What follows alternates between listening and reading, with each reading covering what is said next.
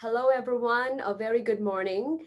Welcome back to those of you who were already there at the keynote this morning. It's great to see some of you who have come back. So thank you for joining us for this Decolonization at 60 Roundtable at Boston University's Pardee School of Global Studies. I am your host, and my name is Joyita Sarkar. I'm an assistant professor here at the Pardee School, and I'm also the director of the Global Decolonization Initiative that is hosting this event. This event is made possible because of the support of the Pardee School, the Center for the Study of Asia, the African Studies Center, the Institute for Culture, Religion, and World Affairs. It is also co-sponsored by the Society for Advancing the History of South Asia. This roundtable and the keynote earlier this morning and the book talk that we have tomorrow are all part of the Decolonization at 60 series on the 60th anniversary, which is today, December 14, of the UNGA Resolution 1514, also called the Decolonization Resolution and formally called the Declaration on the Granting of Independence to Colonial Countries and Peoples. A quick disclaimer about recording, that is this session is being recorded. And so if you do not wish to be recorded, then please mute your audio and video functions. This is also the case for the Q&A. That is when I'll request you to raise your hands. And you do not wish to be recorded, you are better off sending the question by chat, and I will read it out for our panelists to respond. Today we have a stellar cast of historians of South Asia whose scholarship continues to push the boundaries of knowledge in terms of territoriality, borders, borderlands, migration, and geographies of belonging. The format of this roundtable is such that our chair, Professor Prasannan Parthasarathi, who is joining us from Boston College, will introduce our four panelists. And then each of our panelists will speak for about 15 minutes or so, and then we will have a discussion and questions. So I now give the floor to Professor Parthasarathi, who is joining us from Boston College. Thank you, Joyita, and thank you for inviting me to chair this session. I'll briefly introduce our four speakers in the order in which they will speak, and then I'll hand over the floor to them. Our first speaker is Sana Aiyar, who's an associate professor at MIT. She works on the history of South Asia and South Asians across the Indian Ocean. Her first book, Indian in Kenya, Politics of Diaspora, was published in 2015. And she's currently completing a book tentatively entitled The Partition of 1937, Recovering Burma's South Asian History. And the title of her presentation today is Mobility and Decolonization.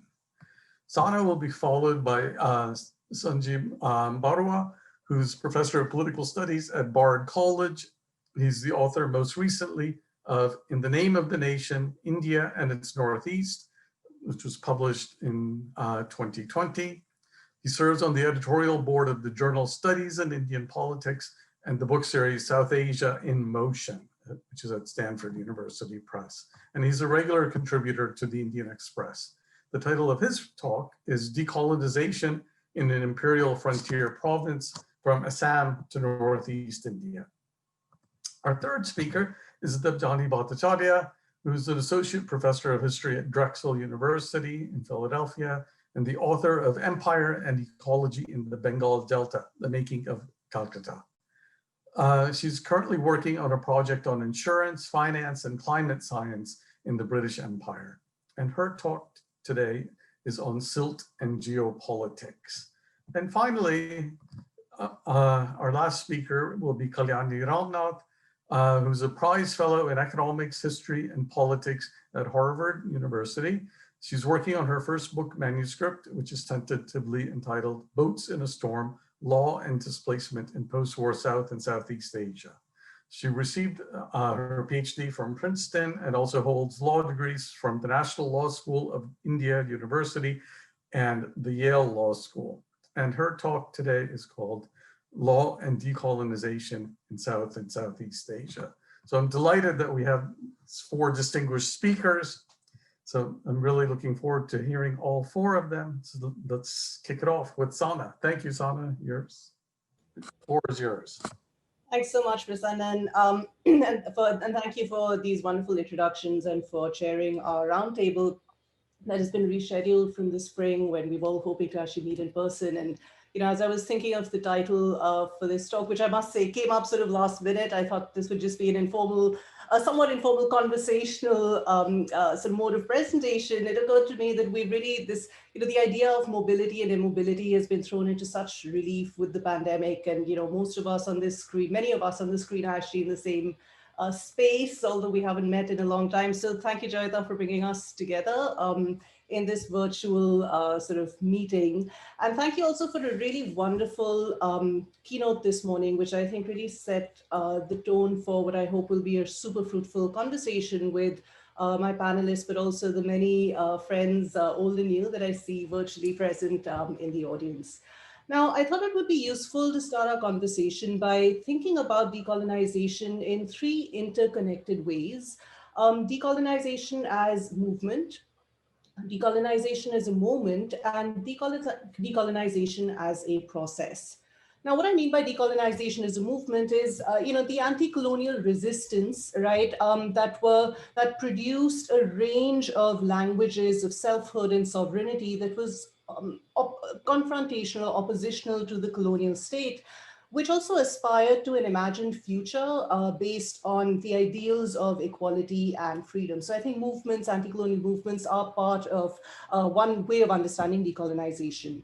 Now, decolonization as a moment, of course, is the transfer of power, and we heard at length and were warned about reducing decolonization to this moment, which for South Asia is identified, of course, as the event in 1947, and then, of course, in 1971. And then, of course, there's decolonization as process, which is non-linear, which is somewhat reflective. It's in a moment of reflection, but it is about the ongoing disentanglement of the colonial past and the post-colonial future, right? And in a way, it's not very easy to pinpoint what that moment might be, but it is sort of non-linear, it is sort of circular, and it harks back to a future. And this is, as our keynote really sort of emphasized, it's the long partition, right? It's the sort of the long process. And at the heart of the movement, the moment, and the process of decolonization is the recovery of lost sovereignty. And in the moment of the transfer of power, territorial nationalism really emerged as the handmaiden of decolonization, as decolonizing states, deployed muscular boundaries and boundary making to transform colonial subjects into citizens of sovereign nation states. Now, 1941, 47, and 1971 are the events in South Asian history, the starting point in some ways and the reference point for the three nations that emerged, right? Partition produced violent geographies and created the cartographical map on which India, Pakistan, and Bangladesh make claims to sovereignty, and also sort of on which these claims to sovereignty are contested. Now, decolonization as a process has produced a very rich historiography in South Asian studies, where partition is the event has been deployed to never forget. No matter what side of politics one might sort of land on.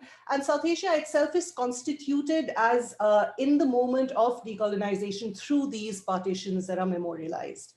And partition and the decolonization as a process has also been critical of has been used as a position to critique the post-colonial nation state as not having attained the aspirations that were of the movement of decolonization in terms of freedom and equality during that all those resistance movements.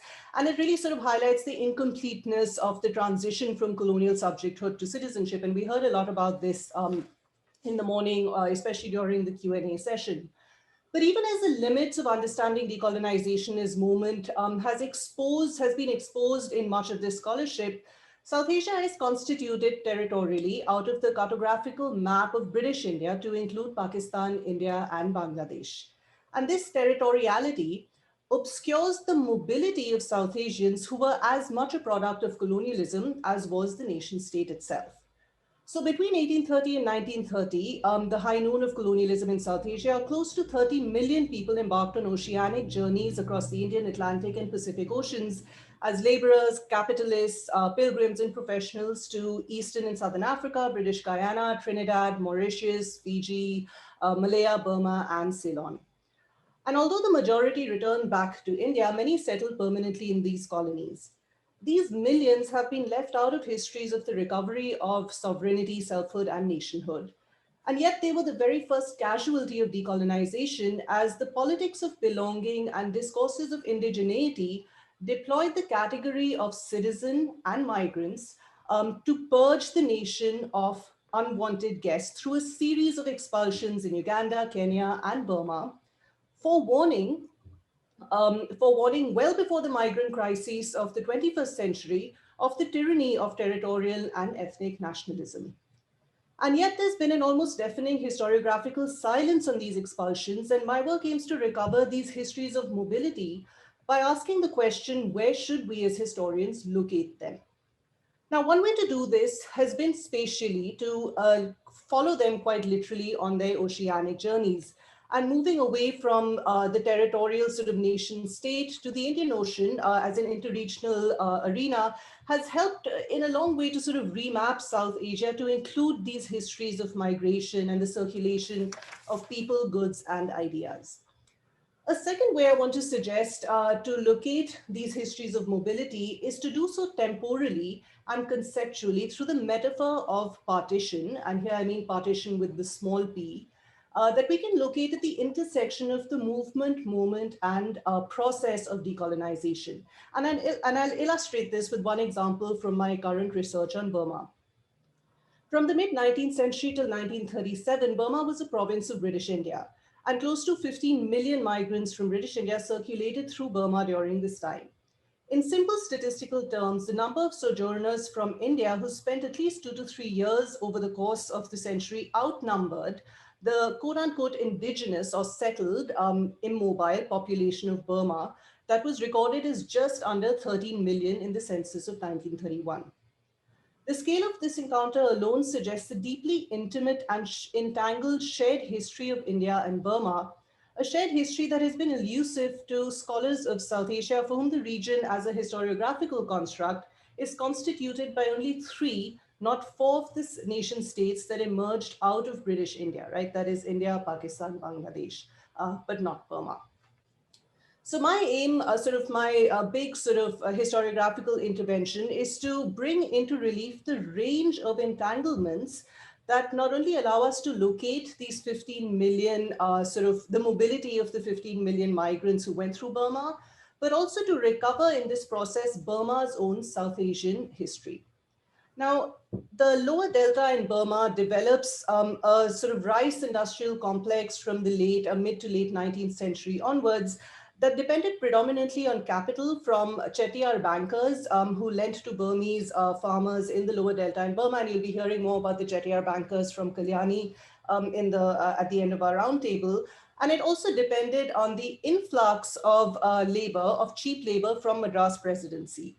The 1930s were a period of depression, and as the rice prices hit a low, the stress felt in the countryside and the lower delta expressed itself in an opposition to the Indian presence, right? And this is sort of Indian presence, quote unquote, that was seen as simultaneously too rich as the Chettiar bankers became as farmers defaulted on their banks and Chettiar bankers sort of moved in to acquire their land, but also too poor, because the poverty of these low income cheap labor was seen as pushing down wages and causing wide-scale unemployment in Burma. And to give you an example of the demographics, Rangoon had close to 75% of its population that could in some ways be sort of identified as part of these migrants who came in from Madras. Now, the 1930s was bookended with large-scale violence against the Indian migrant and the Indian presence. And in 1938 in particular, Rangoon witnessed very large-scale riots. And the riots were triggered by more than just jobs and land. There was a nationalist cry, Burma for Burmans, that accompanied these riots and this violence. And Burma's selfhood, right? Its sort of anti-colonial resistance began to define Burma as being, in terms of ethnicity, as being Burmese, but also in terms of religiosity, in terms of being Buddhist. And the push for separation, while it was about jobs and land, was also about bringing an end to large-scale marriages between Buddhist Burmese women and Muslim men. In fact, the trigger for the riots in 1938 was a publication of a Muslim pamphlet that was critical of Buddhism. And, in this sort of focus on, on the 1930s, on the depression and on Indian capital and labor, what gets lost is that, in fact, religion and religious identity was being deployed and was glossed over in the figure of the migrant, in these riots that, in fact, were led by Buddhist monks in 1938. Now, in 1937, Burma is officially separated from India. And this separation creates a cartographic line, right, a border for the very first time in this region. It brought an end to circular migration, and it's when sort of migration became illegal unless it was sanctified by the state, by both states. And then you have sort of the formal expulsion of Indians from Burma in 1962. But a second expulsion, or what I call a second expulsion, takes place thereafter, a historiographical one, which placed Burma outside of South Asian history and studies. Now, in terms of historiography, 1937, the separation of Burma from India is considered the event, right? In a way, that's the moment of decolonization, based on an understanding of Burma's relationship with India as being one of a double colonization, that Burma was not just colonized by the British, but also by India and Indians. And that then leads to a kind of teleological sort of perspective on the 1937 events and the expulsions. The migrants are seen as never belonging, and therefore sort of the violence, the expulsion, the separation is all seen as inevitable. And the entire scale and scope of Burma's encounter with India is sort of reduced to this moment. The nationalist project of separation was in fact completed by historians of South and Southeast Asia, as Burma's history is seen as distinctly not South Asian, despite the centrality and the long and unfinished partitions, the process of decolonization that holds place in terms of South Asian historiography. Now, far from being the only place in British India to have witnessed, large-scale inter-civilian violence, Burma, in fact, was a latecomer to what historiography points to as sort of communal clashes. Rangoon was, however, the very first place in British India where the combination of economic structures, racializing discourses, and nationalist aspirations came together to physically expel a community as a final solution. Now, this expulsion was made complete with the separation of India from Burma in 1937, and it creates the first nationalized geography in South Asia, and it foreshadowed the two other carceral cartographical changes that take place in 1947 and 1971. The Government of India Act of 1935, which really sort of gave a lot of provincial, which gave rise to provincial politics in India, has been a subject of great study for South Asian historiography. It's the same sort of Government of India Act that actually pushes for the separation of Burma. But Burma itself sort of ends, the story of Burma in India begins and ends with 1937. So my book argues that 1937, in fact, was a partition of India. We can even perhaps say the first partition, and that by using partition as a frame of analysis, we can recover South Asia's Burmese history and Burma's South Asian history. And so I'll conclude with sort of giving you some brief examples of the two historiographical interventions that I make, and we can get into details in the Q&A. Now, if we decenter 1937 and the separation and move away from this teleology of expulsions to look at the entanglements and the tensions that were produced by this shared history, we begin to see a different kind of politics that in fact established proximity rather than distance from India. And it's in the figure of a Buddhist monk, U Otama, who I've been doing a lot of research on, who was one of the first anti-colonial nationalists in Burma to deploy ideas of Burmese selfhood as being Buddhist and for movements of decolonization, who in fact was staunchly against the separation of 1937, campaigned widely against it. And what he said was that anti-colonial resistance in Burma, in fact, was entangled with India, and he located Burma's salvation within a South Asian regional spiritual geography, and talked about India as being the spiritual homeland for Burma because it was the birthplace of Buddha and Buddhism. And I'm happy to go into these details as we get further into the conversation. The second intervention that I make is that I try to use partition as a metaphor for 1937 to locate Burma's South Asian history that is embedded not just in the moment of decolonization, but in the movement for decolonization that preceded it. Right, and here the figure of the Indian, of the Indian migrant, of Indian capital as the obstacle to economic equality and the aspirations of a future that would be rid of this Indian presence was absolutely central to understanding the movement for decolonization in Burma. And the messy entanglements that continued long after the separation, the entanglements that we see in, continued contestations about who counts as Burman, who belongs, the languages of belonging and the languages of indigeneity. Again, these are fraught with tension that continue long after, the expulsion, the separation, the end of the circular migration. And I think partition is a useful way to try and recover some of that. Modernity, David Ludden noted in his presidential address to the Association for Asian Studies meeting in 2003, consigned human mobility to the dusty corners of archives that document the hegemonic space of national territorialism. As a result, we imagine that mobility is border crossing, as though borders came first and mobility second. The truth, David Ludden says, is more the other way around. So recovering Burma's South Asian history is a step towards restoring this truth by bringing into focus the thick history of everyday entanglements that produced the politics of belonging and exclusion that lay between colonization and expulsion, between decolonization and partition.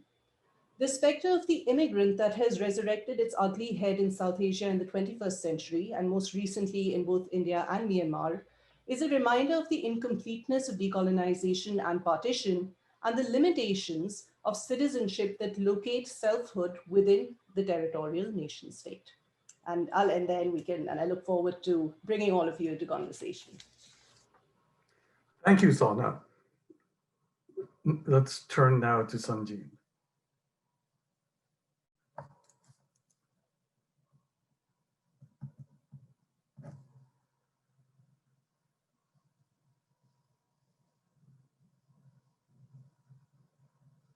I think I was muted. I'm sorry. Yeah. Can you hear me now?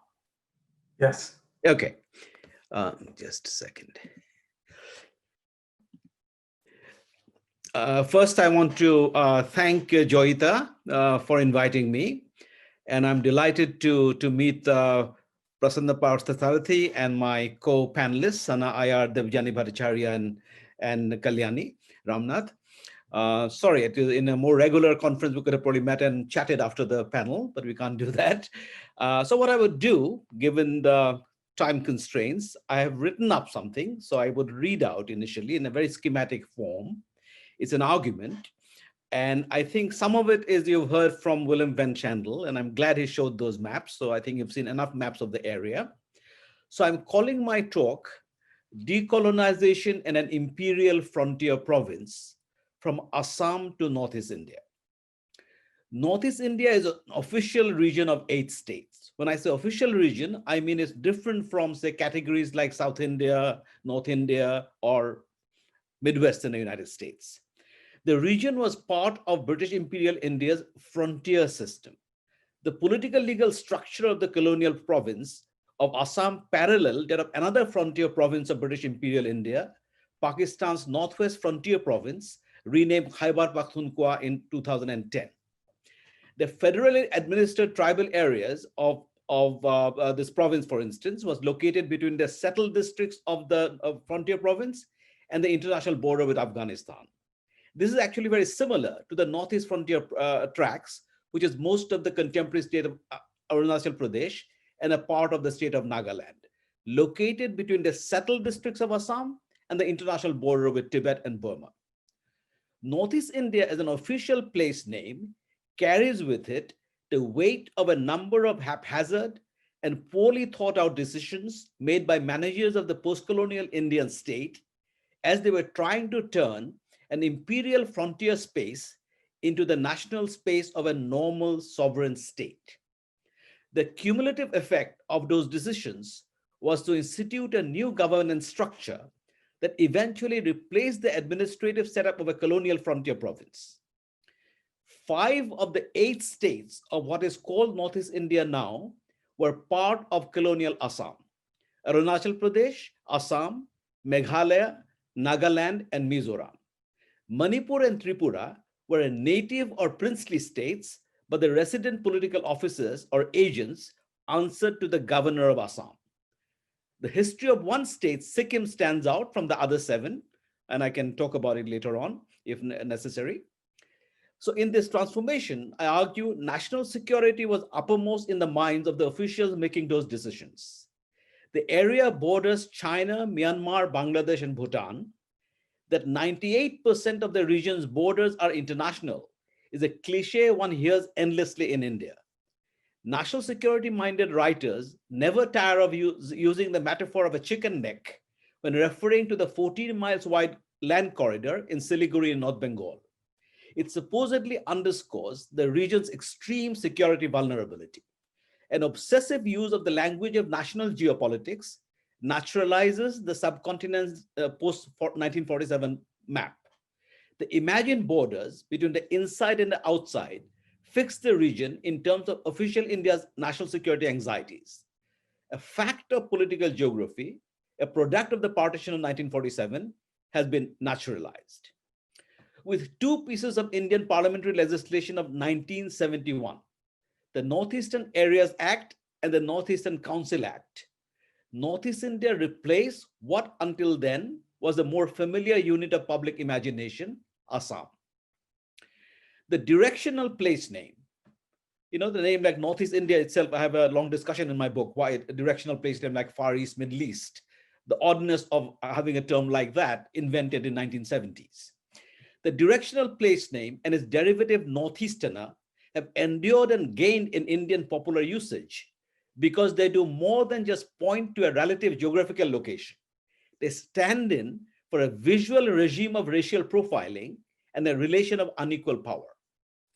The history of armed conflict and the discourse of insurgency surrounding it have had a formative role in shaping the way Northeast India is governed. The armed conflict provide both the backdrop and the rationale for the Armed Forces Special Powers Act, a law that has been in effect in the region for nearly 6 decades. A disturbed area proclamation under AFSPA has uncanny similarities with emergencies or states of exception, including martial law and a state of siege. Now I want to talk about the political geography of an imperial frontier and the continuities. The imperialist par excellence, Viceroy George Nathaniel Curzon, described the British imperial frontier as threefold. There was an administrative border, a frontier of active protection, and an outer or advanced strategic frontier. The colonial effort to establish direct rule, that is modern property rights and a modern legal and administrative system, was limited to the territories located within the administrative border. These were the settled districts of the frontier province, most of present-day Assam and Sylhet, now in Bangladesh. With the production of tea, oil, and coal, this area had become an enclave of global capitalism by the closing decades of the 19th century. The handover of large tracts of so-called wasteland to European tea planters subverted all economic and social networks and property regimes in the region. There were frequent attacks on the plantations by tribesmen protesting their dispossession during the early years of tea in Assam. Colonial writings portrayed them as marauding barbarians. The inner line, first introduced in 1873, was an attempt to fence off the plantations and cordon off areas of clear cemented colonial rule. But the inner line was not a fixed line. It was redrawn repeatedly under various imperatives. The territories of this frontier province included indirectly ruled excluded and partially excluded areas, and beyond them, territories that Viceroy Curzon called a zone of active protection, where the British administrative apparatus had only the most shadowiest of control. There was no interest in extending modern governmental institutions into those areas. Occasional military expeditions to teach primitive tribesmen a lesson was considered adequate. A minimal administrative presence was gradually established in some of these areas, but even when British colonial rule came to an end, there were places with no state presence whatsoever. Beyond the tribal areas of Assam was Curzon's advanced strategic frontier. These territories, though technically independent, were expected to serve as a buffer state. Both imperial diplomacy and military power were deployed for this purpose. This peculiar aspect of the imperial frontier system is a source of India's border disputes with China, which remain unresolved till this day. The McMahon Line, which defines the outer limits of Curzon's zone of active protection, was supposed to be the boundary between India and Tibet was expected to function as a buffer state. Even in the settled districts of Assam, however, the legal and administrative structures in some ways were not direct. For instance, until 1926, Assam's tea plantation had an indenture system of labor recruitment. The labor contract was privately enforced, and plantation owners had the legal power to arrest absconding workers without a warrant if the nearest magistrate was more than 10 miles away. To illustrate how different life was in this colonial frontier province from the British colonial point of view, let me quote from a book by a tea planter in Assam, George Barker, describing Assam in 1884. There's a nice kind of a racial kind of angle to this discussion, which I thought will be interesting in contemporary terms. At a time when colonial rule had come under siege in large parts of India, he described Assam as the last remaining district where any sort of respect is shown for Europeans. In all other parts of India, the black man is as good as the white, a fact that is speedily brought home to a newcomer.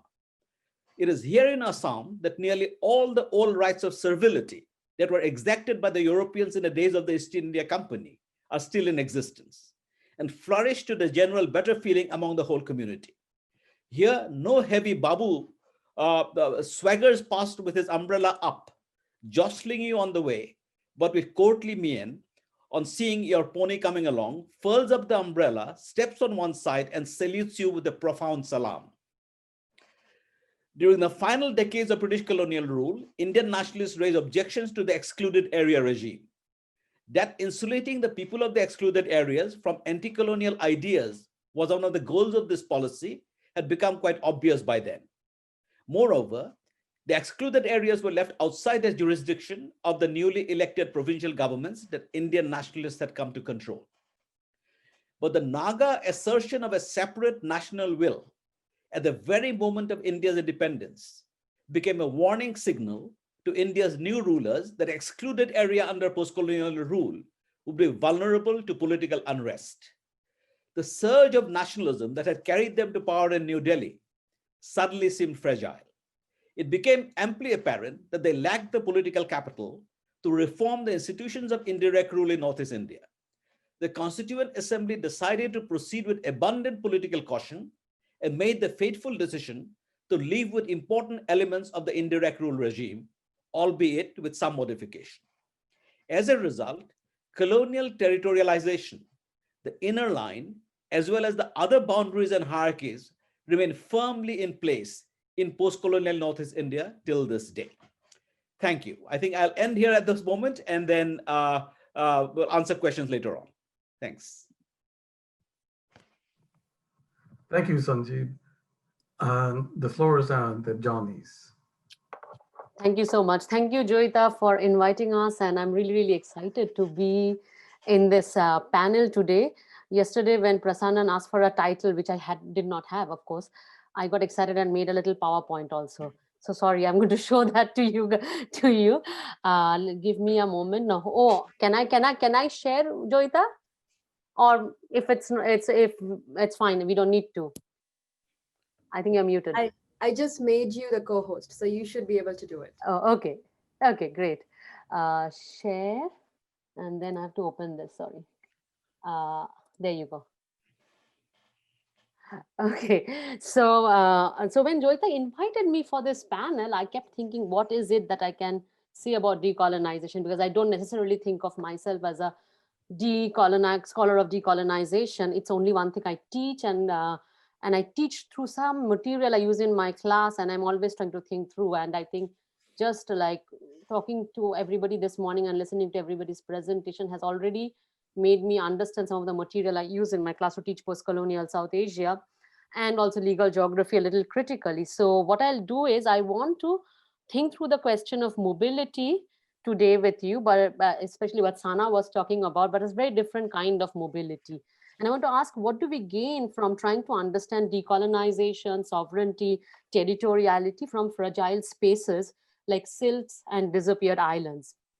So if sovereignty was one of the promises of decolonization, and as we know, any kinds of claim to sovereignty is deeply rooted in territoriality, in nation state ability to draw boundaries. What happens in a space where neither land nor water is fixed, where rivers move and land moves, where tide sculpts landscapes annually, where mapping itself is not just an experiment in fiction, which is completely shared by everybody who lives there and the state, but also in a way a product of colonial legal geography.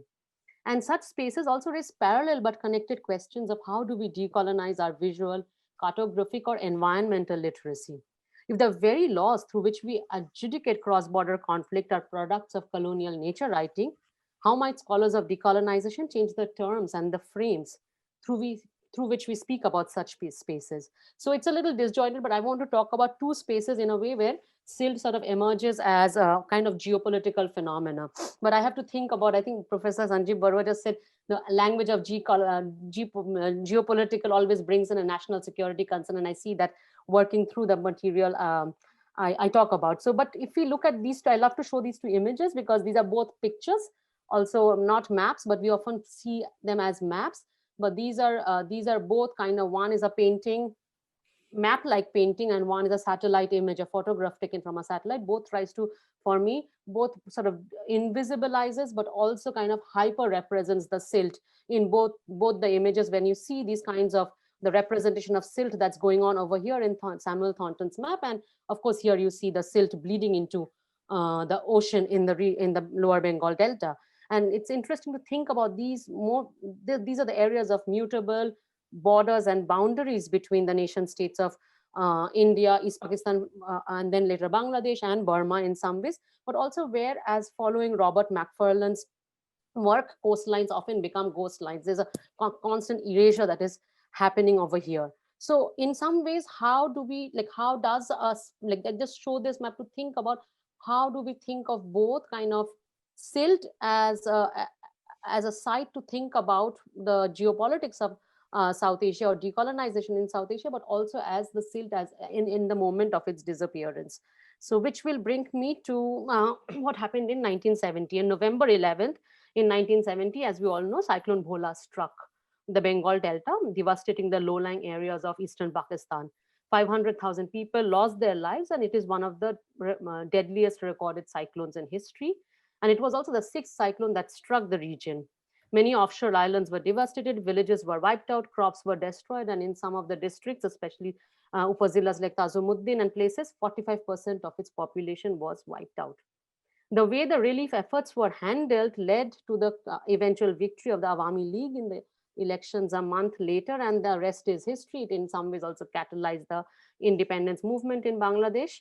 And I don't want to go into the history of placing the cyclone also in the independence movement in Bangladesh, but what really interests me, something else that happened during this period. Oh, that's not my, this is the thing. It's, and it is the creation of this island called the Newmore Island or Talpatti Island. This island was, the image that you see here is the picture of an island that was formed through kind of depositions from Haryabhanga River, which was it is an international riverine boundary between India and Bangladesh for a while, but the cyclone really precipitated it into what can be geographically called an island. Of course, what we know is the island measured anywhere between 3 square kilometers to 14 square kilometers, depending on not just the time of the day you measured it, but also monsoon and the tides and various kinds of things. But it is also an island that is now disappeared, but also disappearing like many other islands like Lohachara in the Bay of Bengal. As soon as the island was formed, because it was on the silt deposit of Haryabhanga River, India immediately laid claim to this island.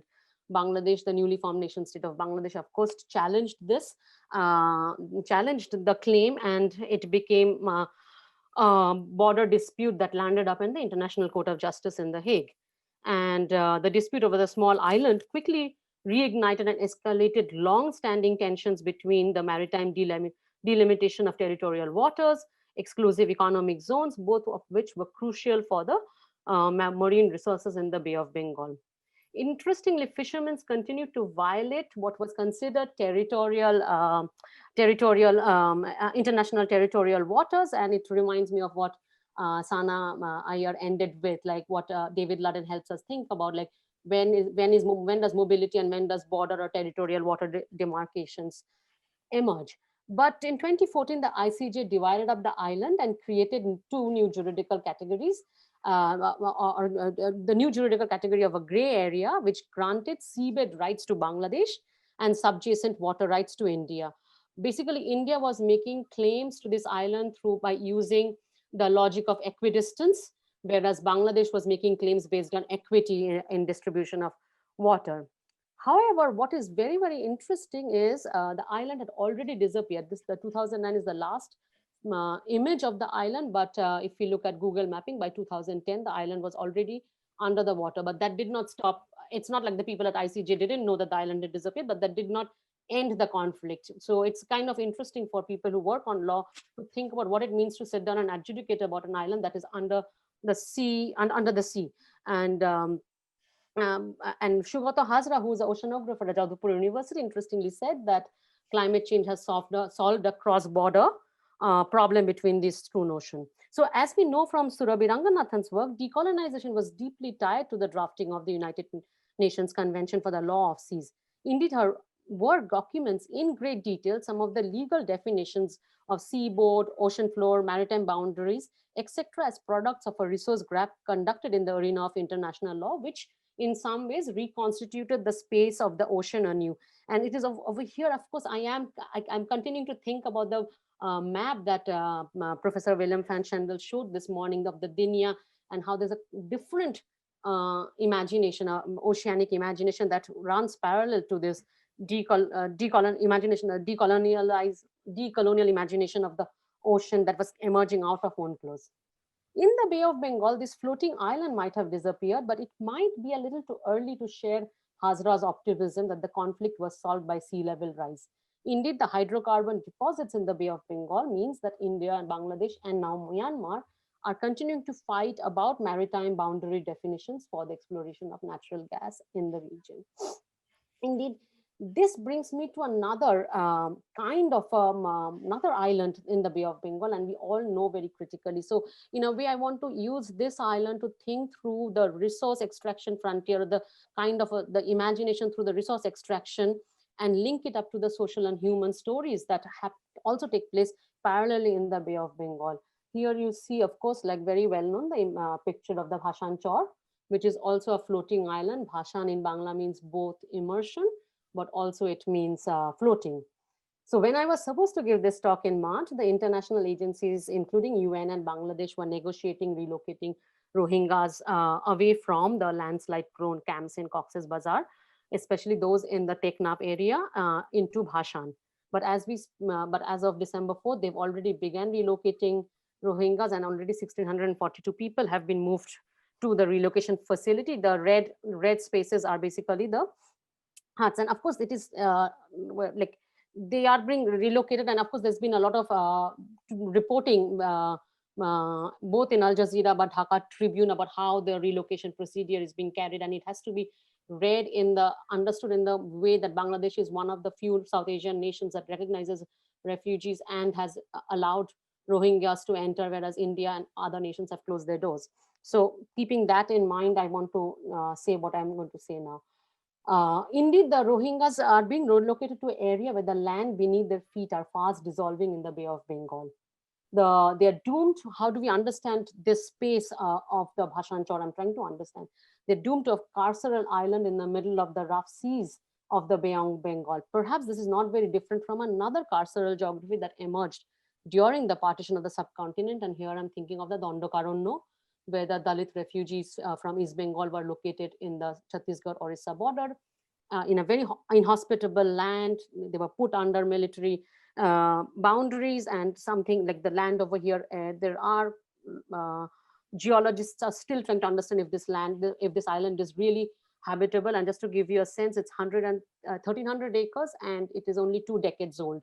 And there are lots of legal demarcation of when chores can enter revenue rolls is very much dependent on if the fact is that the chore will survive and the silt settles enough for there to be vegetation. And when the vegetation comes in the silt, it actually, there is a chance that the chore might survive. But of course, as we know from the work of Kuntala Lahiri Datto, Gopa Samanto, Nitin Sinha, it's not always the case. They can also be washed away. So I like keeping Dandakaranya in mind, I also want to think through not just what's similar between these two kind of inhospitable geography, but what's also slightly different. So the rough seas, the monsoons, the cyclones, the storm surge adds new forms of vulnerability. How do you guarantee, for instance, educational, continued educational facilities, health facilities? These are the concerns that international agencies are raising about relocation. It's right, it's in the middle of the ocean, which some human rights organizations have pointed out. What does it mean to relocate refugees that were close to the Myanmar border and had hopes of going back? What does it mean then to put them in the middle of the ocean, and what sort of forms of sociality are we trying to reestablish or create in this region? So these are some of the concerns people have raised. Now, how am I trying to think about it? So one of the useful ways to think about it is recently Lindsay Bremner's work on sedimentary logics. She's using, and she's a geographer. She has said something very interesting. She's saying that statelessness of the Rohingyas is not just one where the rights emanating from the state are denied, but to quote, the denial also includes a denial of jus soli, the law of the soil. To be stateless is not only a juridical category for the Rohingyas, but also in the Bhasanchar, but also a material and an environmental one, denial of access to soil.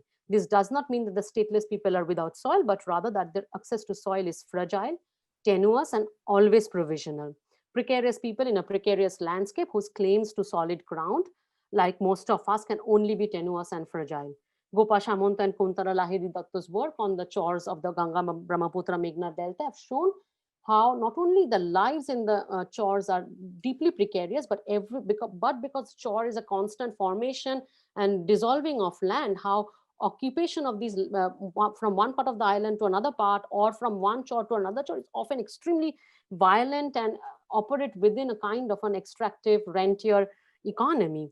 So in some way, to sort of extend Bremner's sedimentary logic of the contemporary humanitarian crisis, and in order to think through the kind of work I have been trying to think about alluvians and diluvians and what they enable, and the kind of argument I made in my book is like sometimes these kind of what legal geographers especially think of these spaces as limits to the expansion of imperial law, which I tried to push back and say they were not necessarily always limits, but they actually became productive sites for experimentations in emergency provisions within law, and also to make kind of property claims and eminent domain claims by the state or by the company at that time, of course, East India Company, but we may continue to understand what sort of industrial organizations, GIS mapping technologies, humanitarian agencies are sort of making claims to this kind of island. What sort of new kind of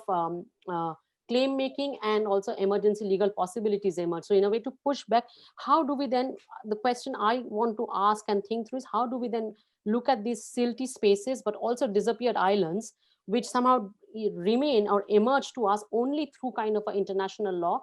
How do we think about what they are telling us? So there are a couple of kind of like listening to this morning's conversation, there are a couple of ways I want to think about it as I end. So there is, of course, the question that Professor Van Schendel began with about territorial uncertainty. And here, of course, it's acute because the territory itself is uncertain. It's not about whether one has access to land or not. Is there land, or what is it? What is this kind of a silt, mud, bog area? So there is that one way of thinking about it. But there are other forms, other kind of spatial imaginations through which we can think about One is, of course, the carceral geographies that Claire Anderson and people have been exploring, Alison Bashford, like within the seas, there is that framework. We can take, at least from the World War studies and Holocaust, the camp geography to think through this space. But what I heard this morning, perhaps, is this a new kind of settler geography being created? And if it is, how do we understand it? But also in some ways, I would like to also think about this in terms of seasteading, because that would bring in the new economic order that's being established. And seasteading is being carried out by, of course, these kinds of new startups and new kind of utopian, techno-utopian imaginations of seasteadings in various parts of Polynesian island, which will create a very different kind of geography, which will be, of course, like, how is this place going to be managed? What is the function of the state? What is the state? Bangladesh never, this is a land that emerged for Bangladesh in the last 20 years. How do we imagine this space? So these are the kind of questions, perhaps, that Bhashan Chor or even the Disappear Island makes us think about. So clearly, to end, following the map of Dinya that we saw this morning, that was not only an alternative homeland imagination, but what I saw is also a different oceanic imagination. It perhaps then challenges us to imagine new frames through these maritime and silty kind of perhaps disruptions, if we may call it, because these are all temporary landscapes, to think how we may rethink both the post-colonial history of the South Asia as well as decolonization. So with these kind of disjointed remarks, I would like to end here. Thank you so much. Thank you, Debjani. Kalyani? Thanks very much, Prasannan. And thank you, Joyita, for setting up this wonderful conversation. I'm just so excited to be part of this panel, along with people I've long been in conversation with, so I'm really delighted. In a way that my own talk today will circle back to some of the questions that Sana raised in her initial presentation. I'll try to feature the Chettiar bankers, but they might be a little off to the side for this talk. So circling back to those questions, but also, hopefully weaving in some of the concerns that Debjani and Sanjib raised in their phenomenal presentations.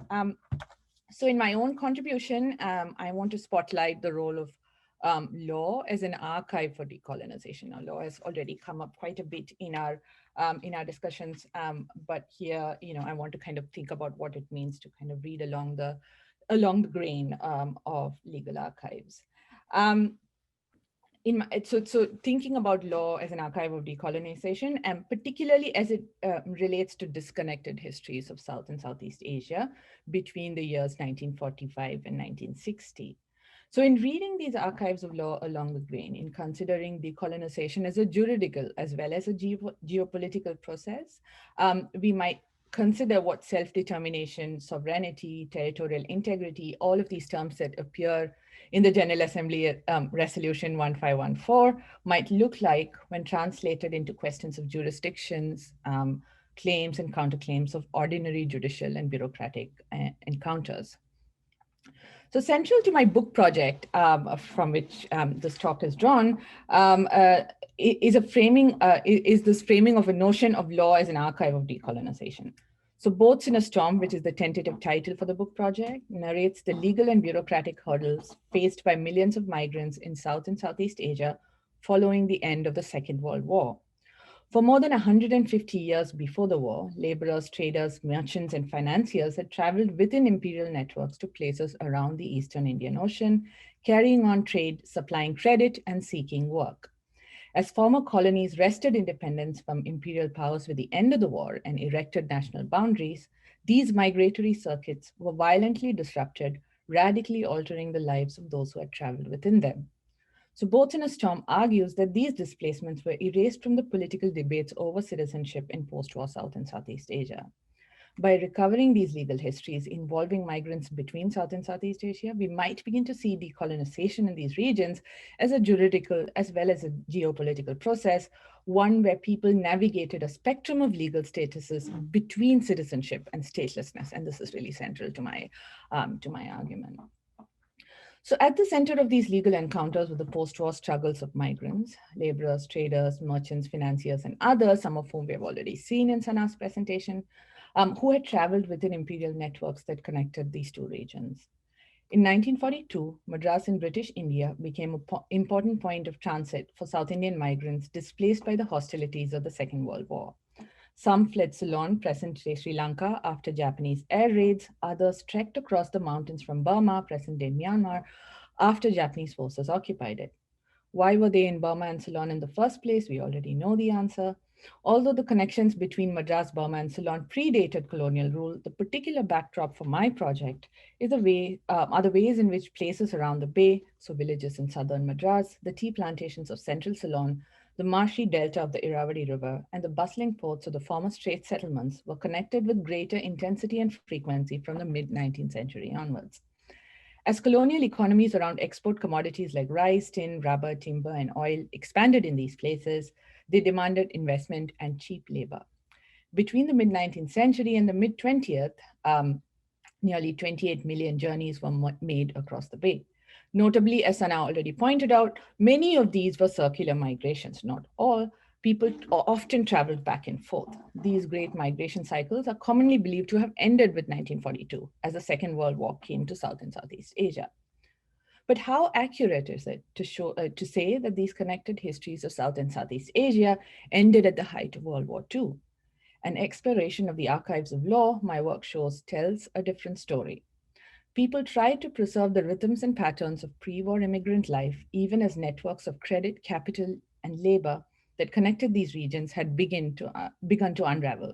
They made legal or jurisdictional claims demonstrating their connections to South and Southeast Asia in the context of legal encounters, even as the new nation states that emerged in the aftermath of World War II began to restrict travel, movement, and residence based on national origins. So I will briefly discuss just a few examples in my talk. I want to briefly discuss the interlocking jurisdictional claims in legal regimes surrounding taxation and immigration between India and Ceylon. So as we know from the geography of South Asia, the northernmost tip of Sri Lanka lies only 22 miles off the southeastern coast of India, divided by the Gulf of Mannar and the Park Strait. The links between the two places, as you can imagine from the proximity, are centuries old and predate British colonial rule, but the specific historical context that I am considering today is that of the 19th and 20th century British Empire. India and Ceylon were governed as two separate colonies within the empire, and this is also critical to remember. Ceylon prospered within the British Empire as a major supplier of cinnamon, tea, rubber, and other items. In the early 20th century, in a bid to strengthen its plantation economy, there was a rail and ferry link constructed between the British Indian province of Madras, from where a majority of laborers were recruited, and Mannar and Ceylon. Most recruits were transported from India to Ceylon using this route. Years later, this same transit camp would be the first stop for many refugees fleeing Sri Lanka's civil war that began in 1983. Back to our story. These men, women, and children were recruited by more experienced laborers on plantations or kanganis, so unlike the indenture system that Sanjib pointed out, and they often went back to their villages in Madras to bring them to Ceylon. Notice here that the plantation laborer was technically free, that is to say there was no contract for indenture, nor were they slaves. Excuse me. In theory, they could quit their employment with a month's notice and return to their homes in India. Because of this distinction, they were seen as seasonal laborers, unlike slaves or indentured laborers in Natal, Fiji, the British Caribbean, and beyond, whose stays were seen to be more permanent.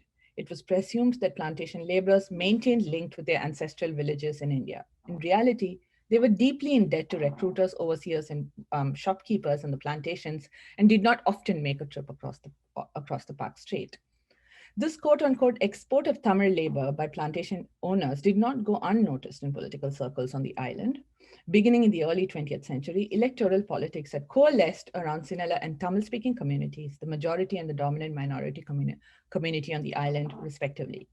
These communal tendencies were heightened as separate electoral seats for Sinhala and Tamil-speaking people were introduced as part of constitutional reforms. Although the Ceylon National Congress, formed in 1919 to represent Ceylonese interests to the British government, comprised both Tamil and Sinhalese leadership, these collaborations soon disintegrated as Ceylonese interests began to be seen as coincident with Sinhalese interests. While the Congress demanded complete independence from Britain, D.S. Sen and Aiyar, one of the Congress's Sinhalese leaders, broke away in 1943 to form the United National Party, which demanded dominion status within the empire, as opposed to the Congress's demand for complete independence. British planters perceived the Tamil-speaking immigrant labor to be willing to do difficult manual labor that the Sinhalese-speaking Kandyan peasant would never deign to do. This became a source of resentment for the Kandyan, reeling from the loss of land and rising unemployment. On the other hand, for the urban-dwelling Tamil-speaking communities long settled in the north and the east of the island, the so-called Ceylon Tamil, there was little in common with the plantation-bound Indian Tamil beyond the language. So this distinction between the Indian Tamil and the Sri Lankan Tamils is important to remember as well. Although an official report in 1938 noted that Indian immigration to the plantations in Ceylon had not taken away employment from the Ceylonese, the Indian government proceeded to place a ban on immigration from India to Ceylon in 1939 at the beginning of the war. In spite of or because of the Second World War that came to Asia in 1942, simmering nationalist tendencies in both camps worsened. Negotiations between the two governments began in 1940, but failed to reach a satisfactory consensus around the issue of labor immigration. After the fall of Singapore to Japanese forces in 1941, the British Empire lost control of its premier plantation economy in the Strait Settlements, its most important source of rubber and tin, and Ceylon became important both economically and strategically. By 1942, there was a great need for wartime labor in Ceylon, and the flow of people across the strait started up again. When the war ended, the pre-war problems around labor immigration had not gone away. As independence was granted to Ceylon within the British Empire in 1948, resolving the problem of immigration moved from the management of labor to the management of putative citizens. With independence, D.S. Sen and Aiyar's government set about establishing the requirements for Ceylonese citizenship. These were stringent. Under the Ceylon Citizenship Act of 1948, which was based on citizenship by descent or jus sanguinis, as opposed to jus soli, which we heard about in Debjani's talk, one had to establish Ceylonese citizenship going back 3 generations in the paternal line. So contrast this with the British Nationality and Status of Aliens Act in 1948, where one had to establish only 1 generation of British nationality. Since the threshold for eligibility was so high, the Indian and Pakistani Resident Citizenship Act was enacted in 1949 to afford people more recently arrived from India, such as the recruited plantation laborers, a chance at Ceylonese citizenship. This new legislation demanded continuous residence since 1936, an intention to permanently settle in Ceylon, an assured income, a promise to abide by Ceylonese laws of marriage and inheritance, and a relinquishment of rights and interest in any other country. So note the title of the legislation, the Indian and Pakistani Residents Citizenship Act. It was of course assumed that the India-Pakistan partition would leave its imprint on the lives of people from the subcontinent who had traveled or who had been forced to travel elsewhere in Asia, Africa, and the Caribbean. For example, in East Africa, the creation of different voter rolls for Indians and Pakistanis was undertaken, with every Muslim being treated as a putative Pakistani. But particularly in terms of migration and return in post-war South and Southeast Asia, the question of ethno-linguistic identities became equally, if not more fraught than the communal conflict, violence, and death that marked the partition of the subcontinent into India and Pakistan. Here then was a strange situation. The borders between India and Ceylon already existed within the British Empire. And that the process of partitioning it or islanding it, as Sujit Sivasundaram points out, had already begun with the initial years of the British conquest of Ceylon. So against this background, I read hundreds of citizenship applications filed under the Indian and Pakistani Resident Citizenship Act, the 1949 Act, at the National Archives of Sri Lanka. In some cases, and I mean, it's absolutely, I spent a month doing this, just this, and it's just absolutely devastating to see, you know, how these sort of personal histories, these deeply sort of personal histories, were being handled by the bureaucracy. In some cases, the applicants never had a chance to respond to notices calling them to an inquiry to examine evidence, because the notices sort of calling for the inquiry had never been delivered to the right postal address. In others, commissioners ruled on inquiries without giving notice to the applicants. In perhaps the most extreme case, the commissioners concluded without any basis and in spite of an affirmation to the contrary, that applicants had not realized the implications of Ceylonese citizenship. And what's interesting about this material is that it doesn't contain the questions asked by the commissioners, it's just answers. So you see it read, when you look at the document, it sort of reads as a series of affirmations or a series of declarations. It'll read in the following way. So I was born here. I married here. My children were born here. My children go to school here, without any sense of what was being asked. So in a sense, it reads as a series of desperate pleas to be seen as part of the Ceylonese nation state. Applicants claimed over and over again that they had no interest in India, that they could hardly remember it, that they had married in Ceylon and had children, and that they would abide by Ceylonese rules. We are all Ceylonese and do not know any other country, please, wrote Durai Bashir, pleading with the deputy commissioner to let him know the outcome of his application.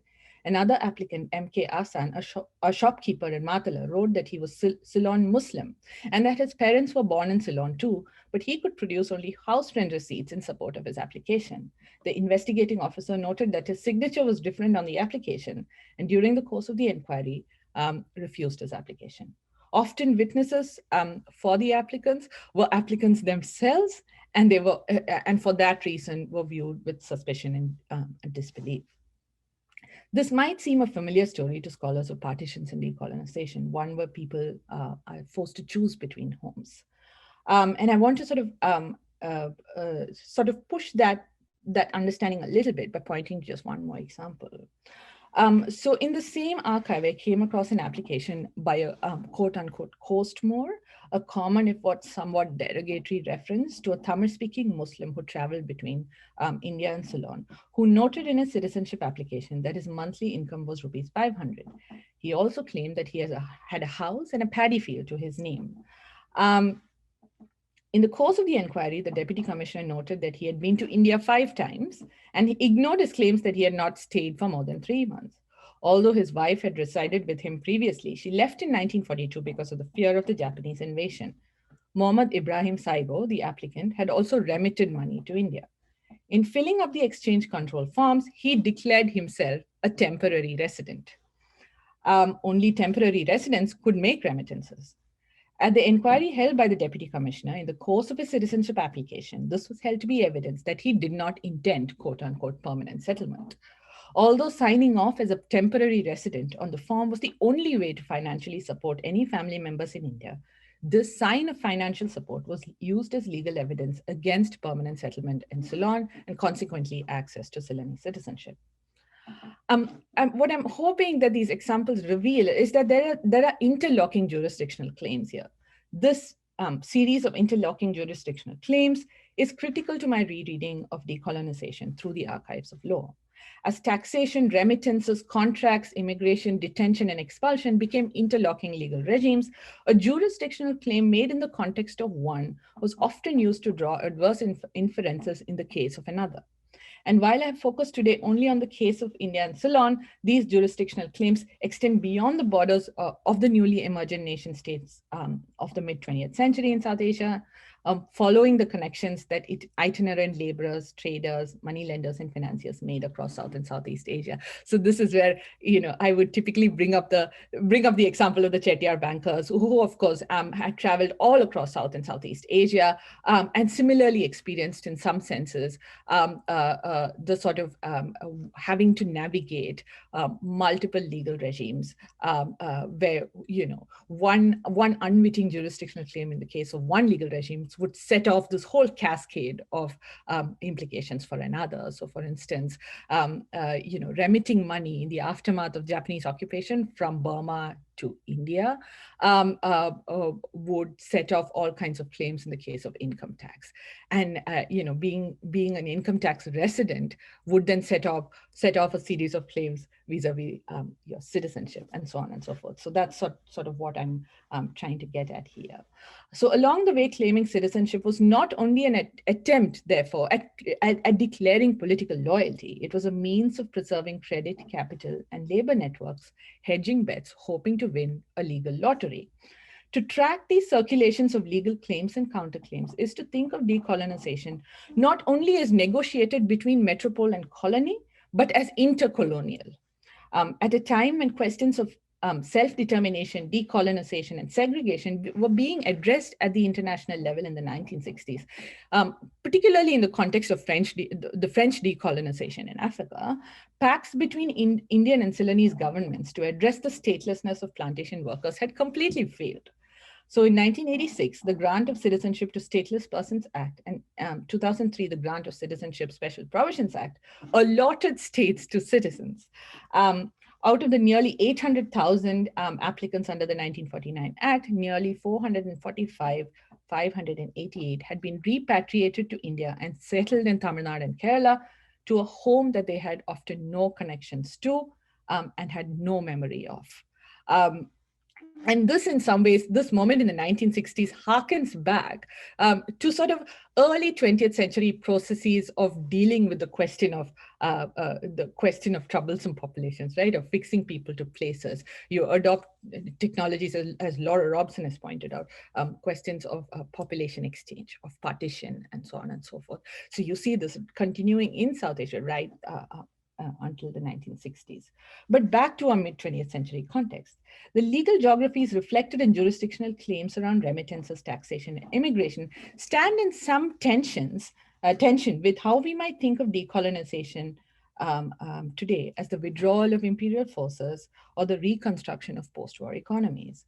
While self-determination invokes notions of statehood and sovereignty, might we then read these claims and counterclaims, these archives of citizenship applications, as alternate political imaginations, as political possibilities, paths not taken that transcend the ways in which we think of present-day territorial and maritime borders in South and Southeast Asia? And I look forward to thinking through these questions and more. And so I'll stop there. Thank you.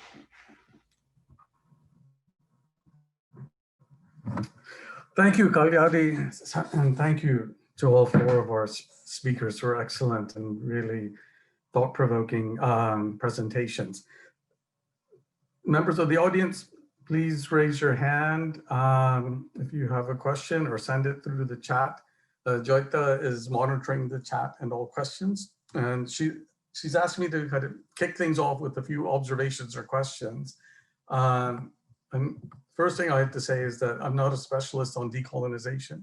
I teach about it, but I'm really out of my depths. But I've really enjoyed these presentations and learned a lot. And I want to just make a couple of comments, and then I have a question also at the end. And my comments really have to do with the question of categories. And then my question has to do with some questions of language. Listening to the keynote this morning from Professor von Skendel and listening to all four roundtable talks today, I mean, it really struck me that along with seeing decolonization as a moment, and this would include partition as a moment, it's accompanied by seeing categories as stable. So categories such as territory, categories such as population, or partition. Partition is a stable category. It happens once, maybe it happens once in 1947, and then regrettably maybe again in 1971. But other than that, it creates stable borders. So there's a kind of world of stability that replaces what was really an extraordinary world of fluidity. So you have a kind of a shift, this imposition of stability on top of a highly fluid world. But that fluidity isn't contained with decolonization. So do we need to rethink these categories that are seen as stable structures? So we see that territory is not a stable structure because you have silt. We see that population is not a stable structure because there are debates over legal categories and things like that. I mean, so it's movement, all of these things don't end. And this disrupts the kind of stability that's trying to be imposed upon a highly fluid world. That it's fluid across this period of decolonization. So that's one kind of thought about categories, that along with shifting from seeing decolonization and partition from a moment to a process, do we need to rethink our categories in some fundamental ways? The question of language, I really want to focus on the language of mobility and migration versus the language of settlement.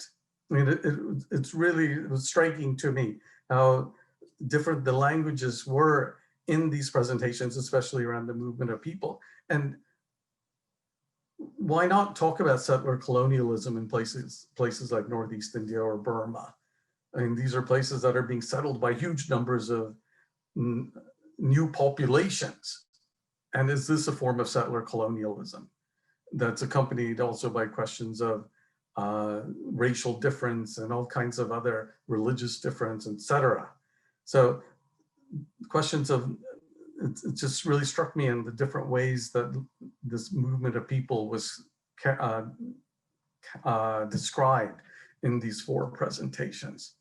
So let me leave it at that. So there's time for questions from the audience. And should we take responses from the panelists, Jagde, or should we open it up to questions? I haven't got a single question from the audience. I think they are waiting to be enlightened further by our panelists. So I would just say we can just hear from our panelists to the 2 questions you raised. Okay.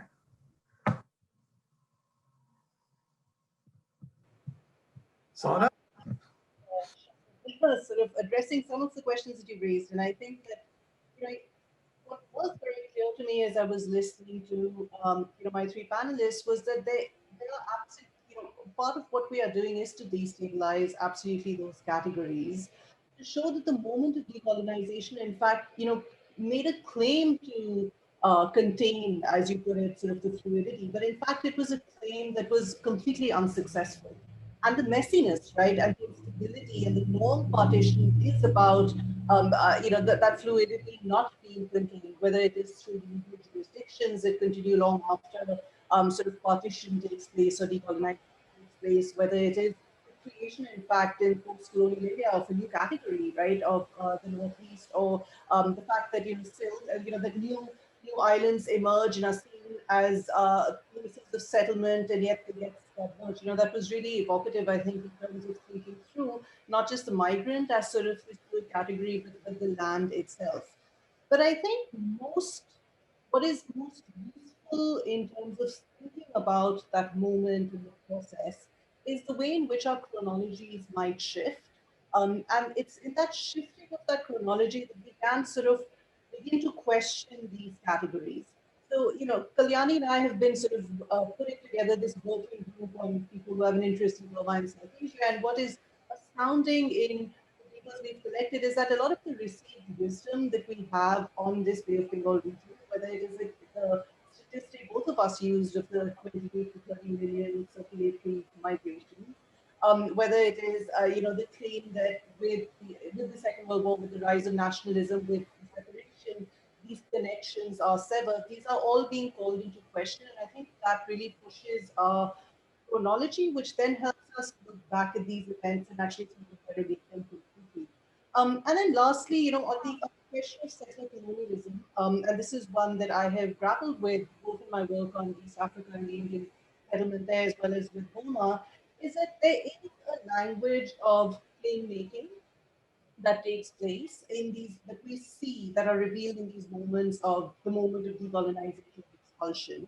But the language of claim making, I think, is quite different from the language of settler colonialism, because of the fact that the Indians, right, the figure of the Indian migrant, is ultimately, even the rich elite capitalists, and traders, is one of the colonized other. And the colonized other is, and yet being a colonized other who's implicated in the colonial project of a particular new place of settlement. And because the claim that is made is not so much the claim to selfhood or a claim to nationalism itself, but the claim of belonging, right? A claim of sort of settlement, a settlement that isn't about the capture of state power or nationhood, but simply the right to be a citizen, but albeit a citizen that has all of these, that is fluid, that wants to be a citizen of multiple spaces, of journeys. I think that that is what ultimately for me makes the category of settler colonialism somewhat unhelpful in thinking through the entire diversity and the range of entanglements of which the tensions of settler colonialism in terms of richer settlers is being seen as taking away jobs, is being seen as the obstacle to the attainment of sovereignty certainly is there. But I think it's just one aspect of a much deeper and a thicker history of entanglements and intimacy.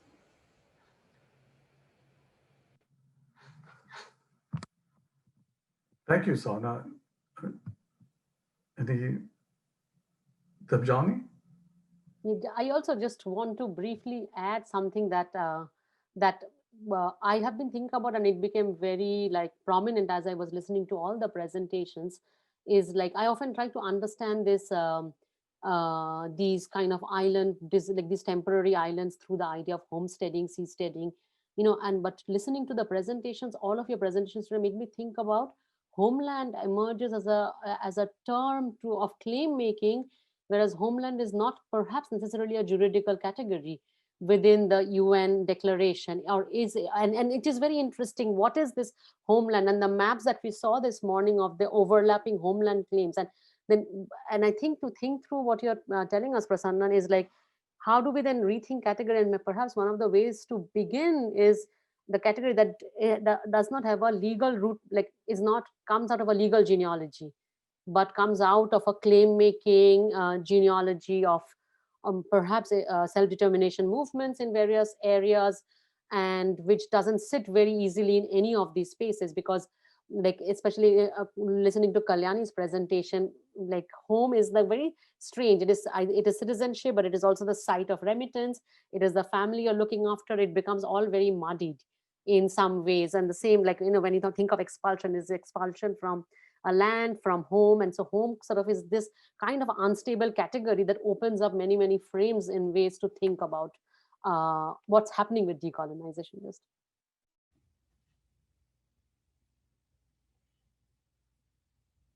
Sorry, I had to unmute. Kalyani and then Sanjib? Yeah, Kalyani, I'll wait for you. Yeah. Oh, sorry, just because it was a direct follow-up to the last two comments, and I'll try to keep it very brief. I think that's a really exciting way to think about it, Prasannan, and to think about the ways in which the language of settlement is deployed both within the judicial archive but also outside, right? And I mean, one of the things I'm hoping came out in my presentation is that it's one way to think about, here's the legal category and here's what happened in practice, and to see that sort of disjunct between concept and practice. What I'm trying to do is to say that it is perhaps important to kind of read along the lines of that genealogy of that category, and to see the kind of claims that people are making in that context, because what you see there is something that in some senses it cannot be reduced to that theory practice disjunct. It doesn't, it's not that you can clearly say from this archive, look, these people were just about to, get out of a double taxation bind, or these people are just looking to get at voting rights. It is hard to say from these claims and counterclaims what was really at stake. Which is why I think the legal archive is this just wonderfully confounding, sort of archive to look at, because there's no way you can kind of get at the interiority of these applicants. And I found that really exciting to think about. And then, what is the language we must use? To kind of describe what people were doing as they were trying to make their personal histories align with these political, sort of officially sanctioned political histories, right? Everyone is being forced to come up with their own origin myth, even as, all of these new nation states are kind of creating these grand narratives about, who belongs and who doesn't. In that context, you see these kind of, people trying to sort of write their own stories, write their own, I came from here, I was this age, to me, that is just really poignant and interesting, and possibly allows for us to come up with a different language to describe what it was really like to experience or to go through this process of decolonization. I'll just stop there. Thanks, Kalyani. Sanjib? Yeah, well, on your main point about categories being not stable, completely agree with you, right? In fact, listening to Debjani reminds me how unstable the category of land and water is in that region.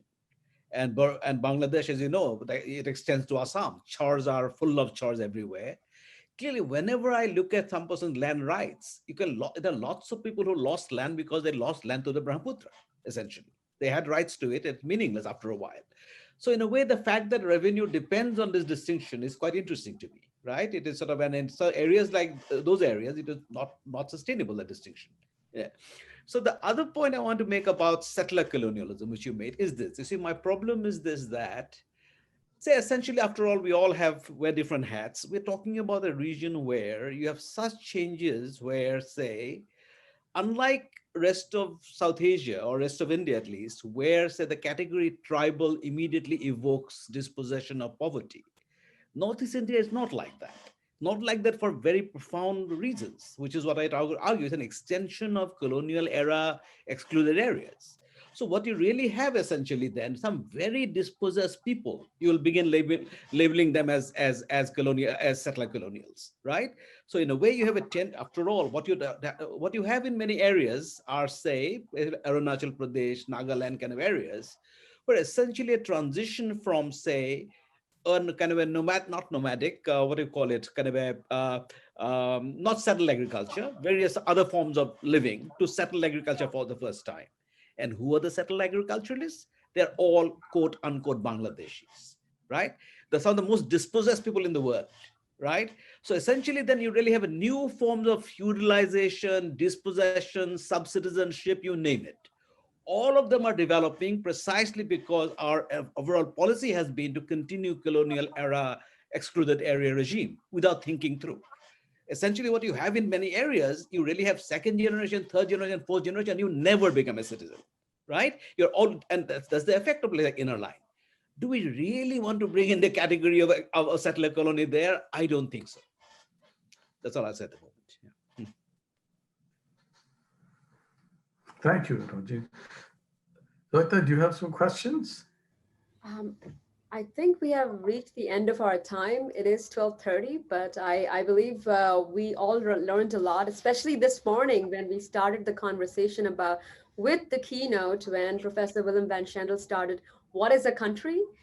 To this panel, this roundtable, where we are ending with what is a homeland, what is at stake, and the various layered meanings of dispossession of land and the ephemerality of land itself. So I think this has been really an enthralling conversation on the panel. So I'd like to thank all of you for being part of it and for taking the conversation forward about decolonization, the process and its various forms. So please join me in thanking all the panelists. And I look forward to seeing some of you perhaps tomorrow at the book talk. Thank you very much. Thank you. Thanks very much, all of you. Thanks, everyone. This was wonderful. Thank you. Thank you. Very nice. you. Yeah.